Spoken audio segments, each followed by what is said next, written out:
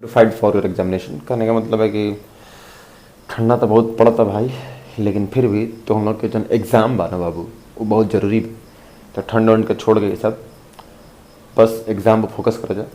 और जौन तार कार्बन चैप्टर बा, कार्बन कंपाउंड जो तारा चैप्टर बता चैप्टर 4, वो चैप्टर का आज हम थोड़ा सा क्विक रिवीजन कराते हैं, ठीक ना। कहाँ से कि एग्ज़ाम जौन बा बहुत नज़दीक बा, तो जस्ट थोड़ा सा हम क्विक रिवीजन करा देंगे एकदम फर्स्ट क्लास के। तो देखो सबसे पहले बात ई बा कि तार चैप्टर है कार्बन का, चैप्टर है carbon, carbon and its compound chapter का नाम हटे। तो हमने क्या सबसे पहले क्या कर जी कि जो कार्बन चीज़ बटे, कार्बन एलिमेंट जो है वो एटॉमिक नंबर ओकर 6 होला, है ना। मतलब पीरियोडिक टेबल पर 6 नंबर पर कार्बन आवेला। तो 6 नंबर पर जब कार्बन आवेला बाबू, तो वजह से हमने ये कहल जी कि फर्स्ट इलेक्ट्रॉन के जो मतलब सेल बटे कर में, ठीक ना। फर्स्ट सेल में इलेक्ट्रॉन जो बा 2 गो होई, और जो सेकंड बा सेल ओकरा में 4 गो इलेक्ट्रॉन होगा। सेकंड ही एक लास्ट होला, ठीक। यानी कि हाई डुप्लेट कहा जाला करेगा, तो डुप्लेट पूरा बा, और हाई ऑक्टेट कहा जाला। तो ऑक्टेट पूरा नहीं किया, ऑक्टेट में 4 गो इलेक्ट्रॉन कम बा। तो अब देखा तो जान के पता हो कि जो भी मेटल नंबर की चीज़ होला, जो भी सब जितना भी एलिमेंट्स हो गए ये सब हर एलिमेंट चाहला कि अपने आप के जन बा वो नियरेस्ट नोबल गैस कॉन्फ़िगरेशन के गेन कर ले, यानी कि स्टेबल हो जाए, ठीक ना। केहू के साथ रिएक्शन करके, केहू के साथ बॉन्ड बना के, कंपाउंड बना करके रिएक्शन वगैरह आकर जन बा स्टेबिलिटी एक आ जाए जिंदगी में, ठीक ना। तो ओकरा खातिर हमने क्या कर लिए कि कुछ तरीका हो गई सर, मतलब कार्बन पढ़े से पहले तो हमने 2 गो तरीका पढ़ हो वजह, एगो लूज करके और एगो गेन करके। तो यह होला क्या एक्चुअली देखा, जैसे 2 गो तरीका बा हमने भी, एगो तरीका बा गेन करके बनावे के और दूसरा तरीका बा लूज करके बनावे के, ठीक।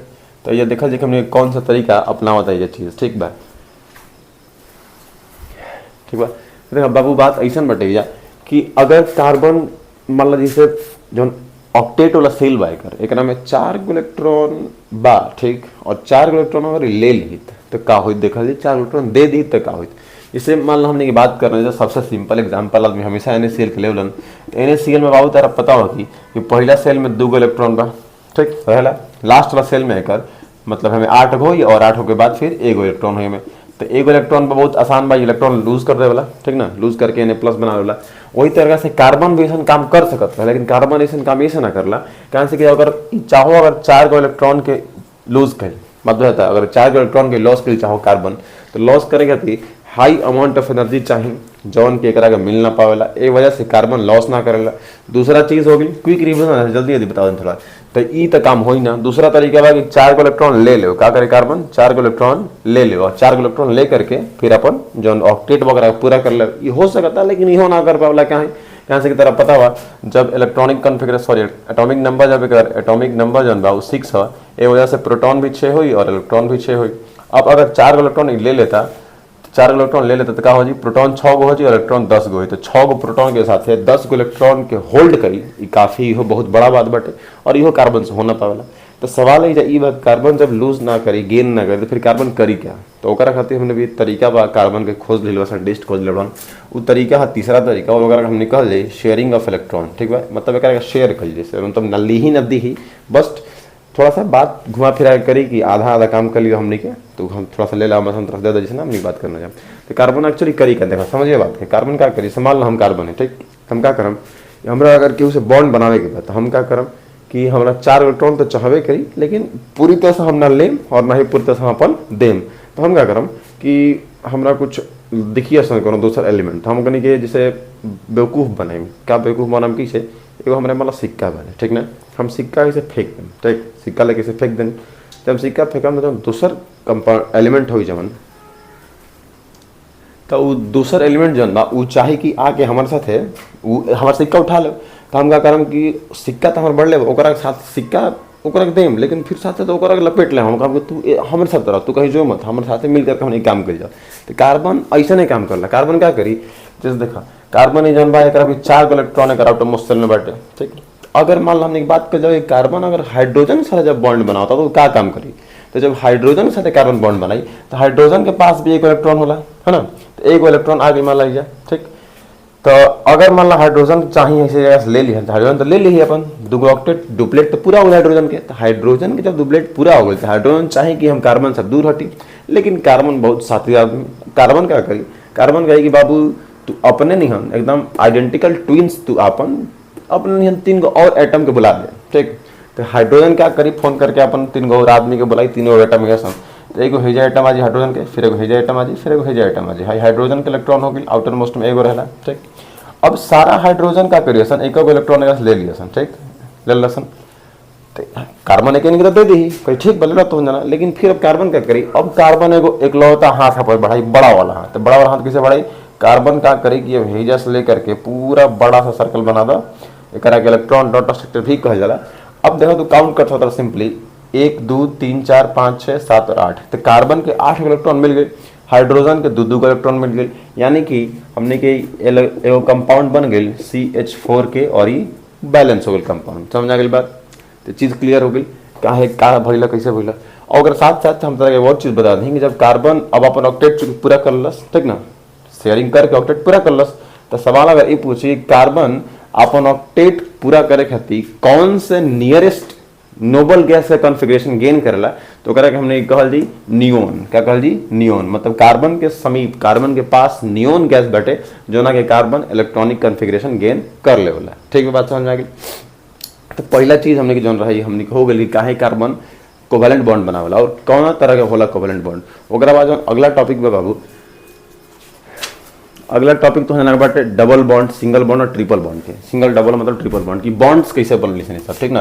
कार्बन में बॉन्ड बनावे के तरीका जौन बा वो बहुत इंपॉर्टेंट बाटे। तो हमने देखा जाओ कि हाइड्रोजन हाइड्रोजन के बीच कौन बॉन्ड बनला और कैसे बनला। तो देखा बाबू, हाइड्रोजन हाइड्रोजन के बीच जौन बॉन्ड बनी, तो हाइड्रोजन में चूंकि तरह पता बा एक इलेक्ट्रॉन बा हाइड्रोजन के पास, एगो और हाइड्रोजन आ जी ओकरा फिर एगो इलेक्ट्रॉन बा, ये दोनों आपस में इलेक्ट्रॉन शेयर करिएसन, शेयरिंग ऑफ बॉन्ड की वजह से बनला कोवेलेंट बॉन्ड। और इस तरह के एगो पेयर शेयर होता ना इलेक्ट्रॉन के एक पेयर, यानी कि 2 इलेक्ट्रॉन में मतलब इलेक्ट्रॉन के एगो पेयर बटे, तो एक पेयर के वजह से सिंगल बॉन्ड बनी। दूसरा बात के जो ऑक्सीजन के जो एनसाइटिन दिल वो बताओ हम, ऑक्सीजन 2 बाटे, ठीक ना, बड़ छोट मत समझिए, कोनो बात ना क्या 2 ऑक्सीजन बा। देखो ऑक्सीजन जो होला ओकरा एटॉमिक नंबर 8 होखेला, ठीक, यानी कि इलेक्ट्रॉनिक कॉन्फ़िगरेशन हो गइल 2 और 6। 2 6 के मतलब हो गइल आउटर मोस्ट सेल में 6 इलेक्ट्रॉन हुई। जब आउटर मोस्ट में 6 इलेक्ट्रॉन हुई तो हमने लिखा दिया 1 2 3 4 5 और 6, फिर है 1 2 3 4 5 और 6। ठीक बा। अब देखा एजा जो 6 एकरा पास बा, एकरा से 2 ले ली 8 हो जी, एकरो भी 6 बा, एकरा से 2 ले ली 8 हो जी। अब तारा दिख रहा बा एगो पेयर हाई हो गई, एगो पेयर हाई हो गई, तो एकरा वजह से एजा का हो जी डबल बॉन्ड बन जी। ओकरा बाद बात की जो ट्रिपल बॉन्ड खातिर तो नाइट्रोजन उठा जाए। देखो नाइट्रोजन में थोड़ा सा ध्यान से समझिए बात के, नाइट्रोजन का एटॉमिक नंबर कितना होखेला 7 होखेला, यानी कि अगर कॉन्फ़िगरेशन हो गई 2 और 5, जब 2 और 5 कॉन्फ़िगरेशन हो गई यानी कि आउटर मोस्ट में 5 इलेक्ट्रॉन रही, तो हमने 5 इलेक्ट्रॉन तो कहीं भी रख सकते हैं। मान के चला कि हम इधर रखते हैं 2 हेजो रख देनी 2 और हेजो रख देनी 1, फिर हेजो 2 हेजा तरह के 2 और हेजा 1। हम तरह बाबू बताइम कि जो N2 बा का बाटे N2 ट्रिपल बॉन्ड ही काहे बनावला, डबल और सिंगल बॉन्ड काहे ना बनावला। ऐसे ये देखो अगर एजा देखो 5 उतार दिखाता है 5 इलेक्ट्रॉन हो गई, अगर मान लो हम सर्कल बनाए कंप्लीट करी तो सर्कल ऐसे ही बनाई, सर्कल ऐसे ना बनाए, सर्कल ऐसे थोड़ा ना है कि हम लेके पूरा सर्कल ऐसे बना दी। अगर पूरा बनाइए देम तो 10 इलेक्ट्रॉन हो जी, 10 इलेक्ट्रॉन तक कौन सेल में रह नहीं सकत, तो फिर कल का जाओ सवाल ये कि कल का जाओ हमने के। तो फिर हमने सोचल जाई कि अच्छा देखा बात एजा ई बा कि नाइट्रोजन भी 5 इलेक्ट्रॉन बा, ठीक, एकरा चाहिए कितना 8 गो चाहिए, 2 गो जब मिलता देखा तारा 2 गो लगता ना, 2 गो जब मिलता। अगर इलेक्ट्रॉन जो हाई बैठे एक ना रह के अगर अंदर रही अंदर कहीं रही थे जाए तो अगर 8 गो हो जाए पूरा, ठीक, कंप्लीट हो गया 8 गो। फिर हाई नाइट्रोजन की बात कर जाओ, इ नाइट्रोजन पर कितना बा 1 2 3 4 5 गो बा, एकरो 3 गो चाहिए, तो इहो मान ला सर्कल बनाई 7 गो होता, यानी कि हाई इलेक्ट्रॉन अगर उठा के हमने हेजा रख दिया, हेजा से हटा के हमने हेजा रख दिया, कम हो जी। जब कम हो जी कौ पेयर शेयर होता है, 1 पेयर 2 पेयर और 3 पेयर। चूंकि नाइट्रोजन जौन बा बाबू हमार नाइट्रोजन जौन बा वो 3 गो इलेक्ट्रॉन के पेयर शेयर करके आपस में N2 बॉन्ड बनावला, ऐसे ही ट्रिपल बॉन्ड हो गई। क्लियरली बात समझ आता, ठीक। चलो आगे बढ़ा जाओ हमने क्या अगला टॉपिक बा, हमने क्या अगला टॉपिक आज तरह का वर्सटाइल नेचर ऑफ कार्बन। देखो वर्सटाइल नेचर के मतलब हम बता दी बाबू, वर्सटाइल के मतलब होखेला कि माने केहू के भी साथ हम जन ऐसा कोनो सब्सटेंस ऐसा कोनो एलिमेंट जौन केहू के साथ भी बॉन्ड बना ले, केहू के साथ कंपाउंड बना ले, मिल जाओ घुल जाए। जिसे मान के चलो आलू हो गई, क्या हो गई आलू। आलू का हटे आलू कौनो सब्जी में डलबा लगभग कौनो सब्जी में आलू को डलबा तो घुल मिल के अपन काम कर लियो। वही तरह से कार्बन है, कार्बन वर्सटाइल नेचर का मतलब क्या हो गई, मतलब ही बाबू हमार कि कार्बन जौन बा उ हाइड्रोजन के साथ इलेक्ट्रॉनिक कॉन्फ़िगरेशन मतलब कंपाउंड बना ली। अब तुरंत बनबे के लिए हमने देखनी है जा कार्बन जौन बा हाइड्रोजन के साथ बनल देखा कंपाउंड हो गया हाइड्रोजन से। कार्बन के ई अब हाइड्रोजन का हटे हाइड्रोजन हमने कहा बाबू सिंगल सॉरी मतलब जो ना कि वैलेंसी 1 होखेला ठीक। ओकरा बाद क्लोरीन आवेला कार्बन क्लोरीन के साथ ही बॉन्ड बना ली। ओकरा मतलब ऑक्सीजन आई ई तो दोनों खैर वैलेंसी 1 में होखेला। ओकरा बाद अगर ऑक्सीजन आई ऑक्सीजन के वैलेंसी 2 होखेला तो कार्बन ऑक्सीजन से भी बॉन्ड बना ली फर्स्ट क्लास के एकदम चिपका देलस। कोनो एलिमेंट बा जो ना कि एटॉमिक नंबर 3 बा ओकर साथ बना ली। फिर कार्बन खुद कार्बन के साथ भी बना ली कार्बन कार्बन के बॉन्ड भी बनला और बहुत लंबा चेन बनला। कार्बन कार्बन जो बॉन्ड बना बाबू बहुत लंबा चेन बनत जाई। तो इहे सब प्रॉपर्टी के वजह से हमने के कार्बन के जौन बा वगैरह के वर्सेटाइल नेचर के कहीं नहीं जाए ठीक बा। ओकरा बाद आगे ओकरा बाद आगे जौन बा कार्बन के टेट्रा वैलेंसी कहा जाला। टेट्रा वैलेंसी से कहा जाला कैसे वैलेंसी 4 होई है ना वैलेंसी का होई 4 न होई 4 के हिस्से से बनत त वैलेंसी 4 हो गई वर्सेटाइल नेचर समझ में आ गई। ओकरा बाद बाटे कैटिनेशन कैटिनेशन के जौन प्रॉपर्टी बा वो कैटिनेशन की प्रॉपर्टी भी यही से डिपेंड करला ई सब एकर वैलेंसी की वजह से। ये सब चीज़ तो ना पढ़ लो वजह रिवीजन में जल्दी आवत आगे बढ़त रही। तो आगे बढ़ के बाबू हमने देखा जी अब कि सेचुरेटेड और अनसेचुरेटेड कंपाउंड बेटा देखा।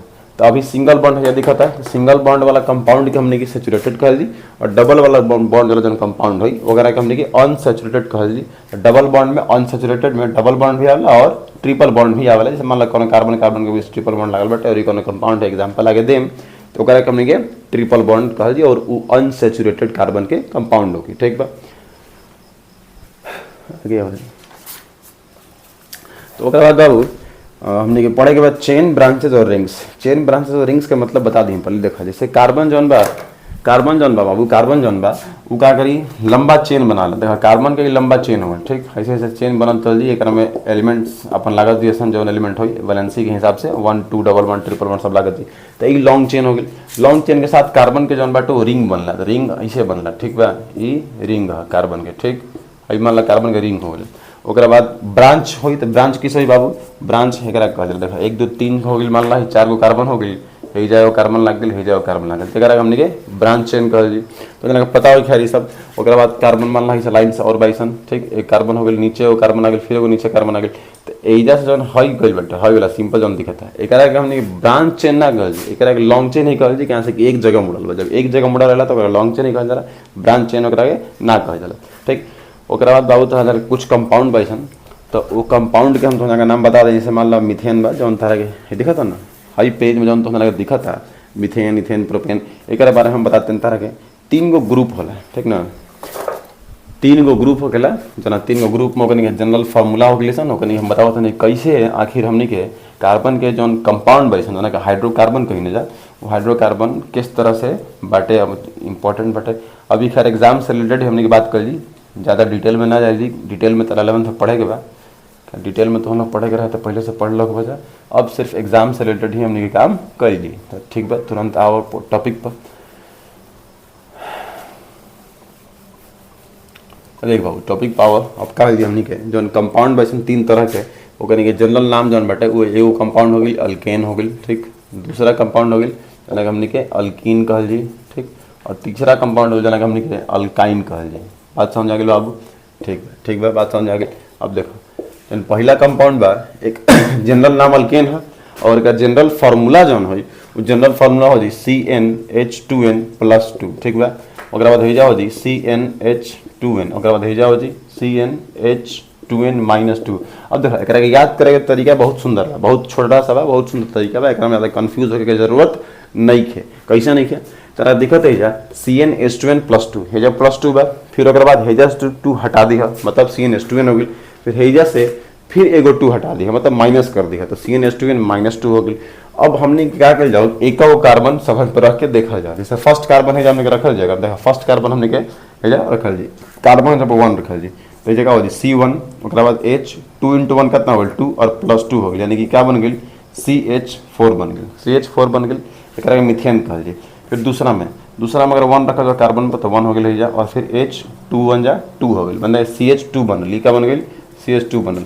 एकरा में देखल जी एकरा में थोड़ा सा लॉजिक बा कुछ ज़्यादा खास नहीं है लेकिन C1 हो गई के जगह पर H के जगह पर क्या हो गई 2 × 1 यानी कि 2 हो गई और -2 यानी कि 0 हो गई यानी कि ई का बन गई C1 और H 0 H0 का मतलब एक को H नहीं है, यानी कि क्या बन गया कार्बन, एक ही ना कार्बन बचल और का बचल तो कुछ बा ना, हाइड्रोजन तो जीरो बा, तो कार्बन एक बा, यानी कि ये क्या भइल ई कोनो कंपाउंड ना बनल। बात आइल समझ में। अब अगर हमने की बात करें नाम के, तो नाम खातिर का चीज होला, नाम खातिर तारा चार मुश्किल से तो 7-8 को याद करे के बा, ऐसे तो होला बहुत सारा। देखो पहला ऐसे नाम याद रखियो मेथ, ठीक, ओकरा बाद इथ, प्रोप, बट, हेक्स, हेप्ट, ऑक्ट, नॉन और डेक, 10 गो होला, ठीक ना।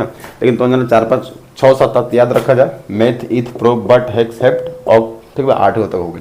अब देखा बाबू अगर अल्केन बा का बाटे, अल्केन बा अगर, तो अल्केन के लास्ट में ए एन ई होता ना, अल्केन के लास्ट में ए एन ई होता, तो हमने ये क्या कर ली कि जो मिथ बा, मिथ, तो मिथ के साथ जोड़ दिए ए एन ई, तो मिथेन हो गई, यानी कि पहला कार्बन के साथ जो कंपाउंड बनल बा, देखा एक कार्बन बा इस मिथ हुई, अल्केन बा ऐसे ए एन ई जुड़ जी एन, तो हो जी मिथेन। अगर दूसरा कार्बन हो जाए अल्कीन, तो ई एन ई जुड़ेला, अगर एगो कार्बन की बात करी तो यानी कि मिथ हो गई, ठीक, मिथ हो गई। और अल्कीन है तो ई एन ई जुड़ जी, तो क्या बन जी मिथीन बन जी। वही तरह से अगर हे में आवल जी एक नाम बनावे कोशिश कर ली, कोशिश कर सकते हैं जा, मेथ हो जी एगो कार्बन की वजह से लास्ट में वाई एन ई बा, तो वाई एन ई लागल, यानी कि नाम हो जी का मिथाइन। अब नाम तो मिथाइन बाबू हो जी, हमारा पॉइंट ऑफ व्यू नोटेड, नाम तो अगर मिथाइन हो जाई, लेकिन बाबू मिथाइन कोनो कंपाउंड नेचर में एग्जिस्ट ना करेला, एग्जिस्ट काहे ना करेला, काहे से कि तो देख लो वो ये जब फार्मूला में डलला पर खाली सी बनता, हाइड्रोजन तो बना क्या में, जब हाइड्रोजन हिले नहीं के तो हाइड्रो कार्बन को ना काम के, सिर्फ ये तो अकेले कार्बन है, ठीक। आगे आओ जाओ, अगर मान लो हमने के 2 कार्बन लिखल जाओ, 2 कार्बन लेके अगर अल्केन बनावे के बा, ठीक, तो ओकरा क्या कहल जी, ओकरा इथेन कहल जी। 2 कार्बन लेके अल्कीन बनेबा तो इथीन कहल जी, 2 कार्बन लेके अल्काइन बनेबा तो इथाइन कहल जी, ठीक बा। अब एक के फॉर्मूला किसे बनी, फॉर्मूला बनावल बहुत ईजी बा, फिर से सी के जगह पर 2 रख दा, एच के जगह पर 2 रखा है, एन के जगह पर माने एन के जगह पर 2 रखा, C2 हो गई, 2 दूनी 4 और 2 6 हो गई, यानी कि C2H6 हो गई, क्या हो गई इथेन हो गई, ठीक। इथीन बनाने के बाद फिर जरा रखा C2 और H4, क्या हो गई C2H4, ये क्या हो गई इथीन हो गई, EATHEN इथीन हो गई। फिर है जा कार्बन जहाँ पर 2 रखा एन के जगह पर, तो CN हो गई और H 2 दूनी 4 और 4 - 2 हो गई 2, C2H2 हो गई, क्या हो गई भाई हमारा C2H2, तो C2H तो क्या कह जी इथाइन कह जी, क्या कह जी इथाइन, ठीक बा। अब देखा जाए हमने के एकनी के हमने के स्ट्रक्चर किसे बनाओ, क्या बनाए के बाद स्ट्रक्चर, देखा स्ट्रक्चर किसे बनाए के बाद, स्ट्रक्चर बनावत समय हमेशा याद रखिए कि जो एगो कार्बन होला ना, कार्बन के 4 गो जौन बा अलग अलग बॉन्ड रहेगा चाहिए, बॉन्ड मतलब 4 गो अलग अलग हाथ, हेलो मान लो तू आसान भाषा में समझा कि कार्बन चरगोड़वा है का कार्बन, कार्बन चरगोड़वा है, मतलब अगर 4 गोड़ रहेगा चाहिए।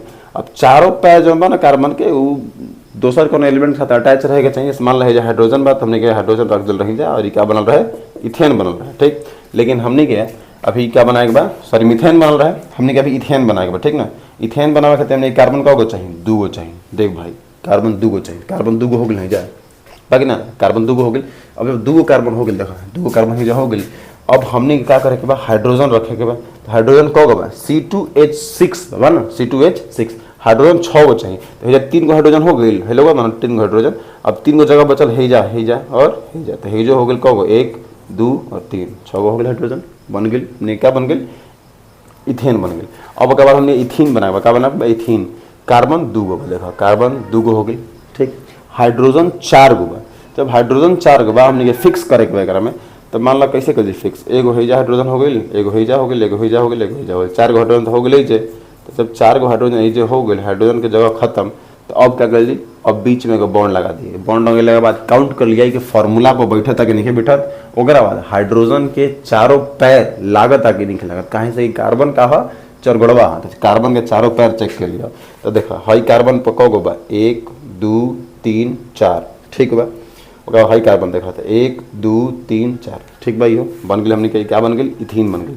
अब अगर बाद हमने बनाए के बाद इथाइन, क्या बनाए के बाद इथाइन, इथाइन भी बनाओ, तो ये जाओ बता है कार्बन एगो, फिर कार्बन बा 2 गो, ठीक। हाइड्रोजन 2 गो लगाए, यानी कि एगो हाइड्रोजन है जाए और एगो हाइड्रोजन है जाए।